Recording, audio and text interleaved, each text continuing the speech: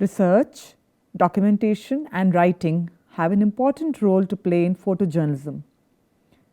We are now going to find out the various ways that you can explore your subject and communicate it through photographs and words.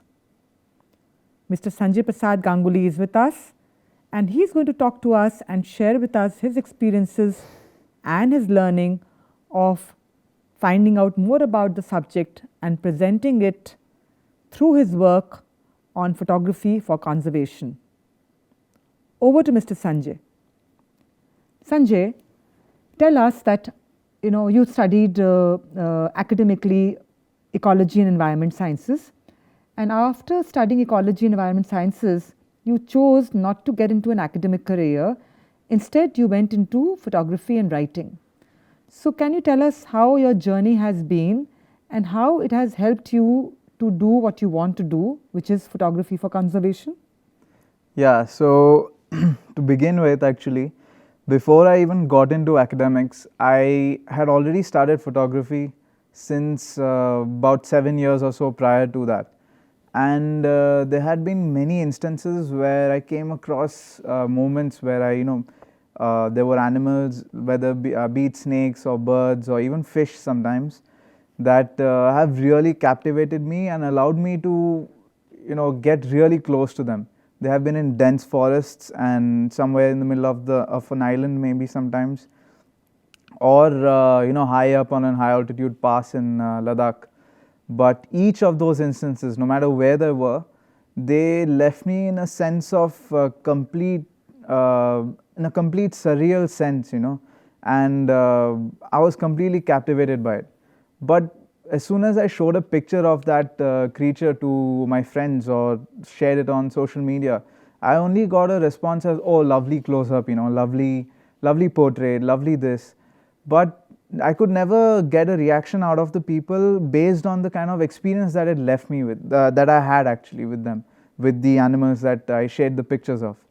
So I started wondering, that was something that got me feeling very passionate about it. I wanted to share more and more about each moment in a journey that resulted finally in one single image or a series of images. So all my journeys, as I mentioned, in Ladakh, in the Andamans, in the islands, all of them I wanted to share in every detail that I could. And be it a simple sunset or just the reefs that you would experience as a whole, to the particular experiences with single fish or single mammal, anything like that. So that's why I picked up writing, because the photograph lacked something, lacked the information, lacked the background information to the image. So that's why I feel photographs have been very important along with writing. And after my academics, I realized if I got into research, then that would mean that the scientific literature would come into my would be more of a practice for me than writing in a language that more people would understand.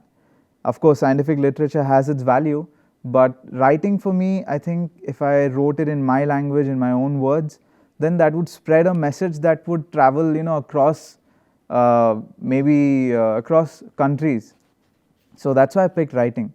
And a lot of the images that I would take as well, they required a lot more context to them as they stood on their own. So for example, like I have taken a picture the picture is a dark background with little twinkles of light all over it. And if you look at it at first glance, you won't really figure out what it is, what the image is. And it's only when you read the caption that you understand that it was a long exposure shot of paths in the middle of a little wooded area in my neck of woods. And those little twinkles are actually fireflies. So it was a long exposure shot that exposed the fireflies at each instance that they glowed.